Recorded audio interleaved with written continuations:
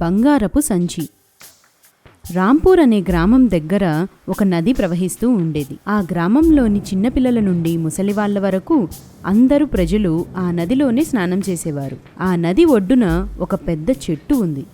ఒకసారి 3 కుర్రవాళ్లు అక్కడికి స్నానానికి వచ్చారు.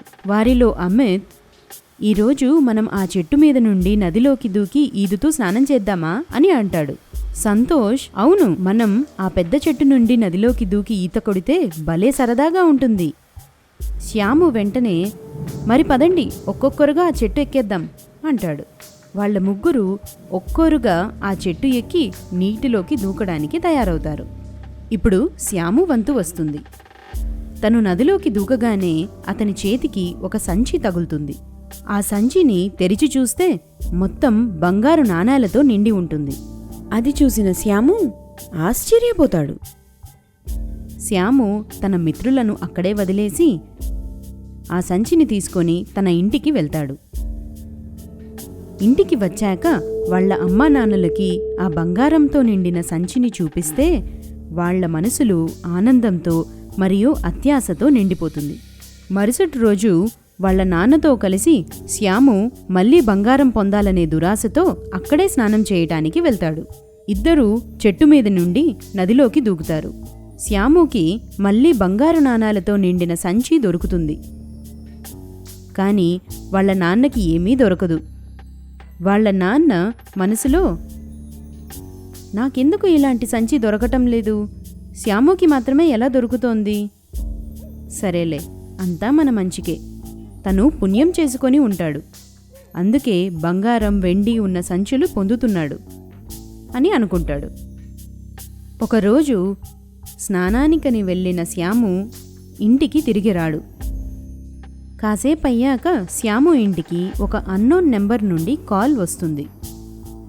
అవతలి వ్యక్తి, మీ అబ్బాయిని కిడ్నాప్ చేశాం, వాడు ఇప్పుడు క్షేమంగా మా దగ్గరే ఉన్నాడు, మిగతా విషయాలు మళ్ళీ చెప్తాం అని కాల్ కట్ చేసేస్తాడు. శ్యాముని ఏదో తెలియని చోట బంధించి ఉంటాడు కిడ్నాపర్. కాసేపయ్యాక శ్యాము ఇంటికి ఇంకో కాల్ వస్తుంది. అవతలి వ్యక్తి, మీకు మీ అబ్బాయి సాయంత్రానికి క్షేమంగా ఇంటికి రావాలి అంటే నదిలో దొరికిన 2 బంగారు నాణాల సంచీలను ఊరి రావి చెట్టు కింద పెట్టి వెళ్ళిపో అని అంటాడు. వెంటనే శ్యామ్ వాళ్ళ నాన్న వాటిని తీసుకొని వెళ్ళి రావి చెట్టు కింద పెట్టి వచ్చేస్తాడు.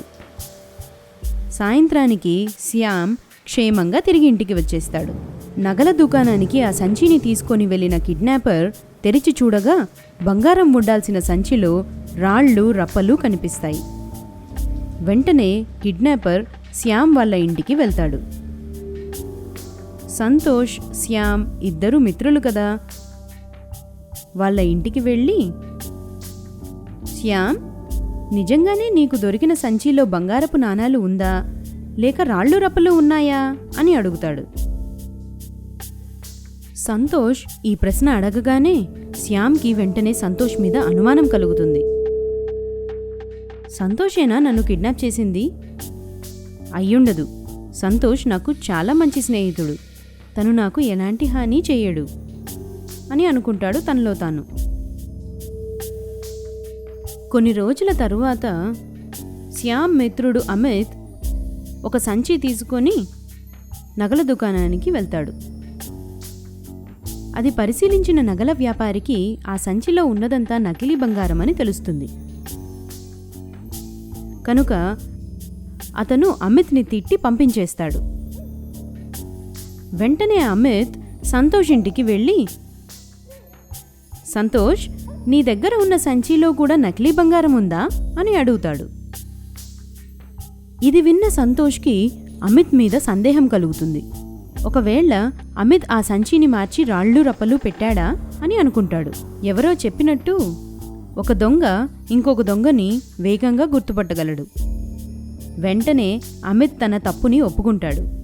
అవును సంతోష్, నీ సంచిలో బంగారం బదులుగా రాళ్లు నింపింది నేనే, నాకు దురాశ కలిగింది అని అంటాడు. కొన్ని రోజుల తరువాత శ్యామ్ మళ్ళీ ఆ చెట్టు దగ్గర నదిలోకి స్నానానికి వెళ్తాడు. మళ్ళీ ఒక మూట దొరుకుతుంది. దీనిని ఇంటికి కాకుండా నేరుగా నగల దుకాణానికి తీసుకొని వెళ్తాడు. ఆ మూటని చూసిన నగల వ్యాపారి కోపంగా, ఎన్నిసార్లు నకిలీ బంగారం తీసుకొని ఇక్కడికి వస్తావు అని అరుస్తాడు. శ్యాము, నేను ఎప్పుడూ ఇక్కడికి రాలేదే, ఇప్పుడే మొదటిసారి వస్తున్నా అని అనగా, నీలాగే ఇద్దరు ఇప్పటికి 2 సార్లు వచ్చారు, కావాలంటే ఆ సీసీటీవీలో ఉంది, చూపిస్తా ఉండు అంటూ నగల వ్యాపారి ఫోటోలను చూపిస్తాడు. శ్యామ్ వాళ్ళ ఫోటోని చూడగానే ఆశ్చర్యపోతాడు. తన స్నేహితుల మీద తనకు ఉన్న నమ్మకం కాస్త పోతుంది. ఇంతా చేస్తే తాను తీసుకొచ్చిన మూటలో కూడా నకిలీ బంగారమే ఉంది. ఈ సంఘటన తరువాత వాళ్ళ ముగ్గురి స్నేహం విడిపోతుంది. ఇంకా ఎవ్వరికీ ఎలాంటి ప్రతిఫలమూ లభించలేదు. కాబట్టి ఎప్పుడూ ఎవ్వరి నమ్మకాన్ని, విశ్వాసాన్ని పోగొట్టుకోవద్దు. వెండి బంగారం కన్నా స్నేహం చాలా విలువైనది.